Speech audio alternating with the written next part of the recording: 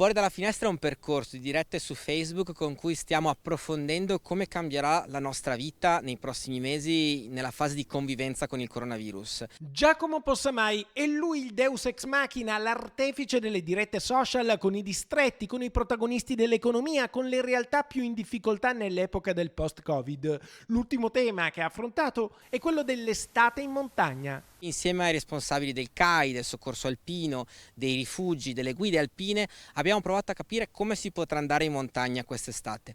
E sarà possibile, questa è la notizia, nel senso che bisognerà mantenere la distanza sui sentieri, ma i sentieri sono aperti, sono pronti, verranno aperti anche i rifugi, con misure ovviamente diverse rispetto agli altri anni.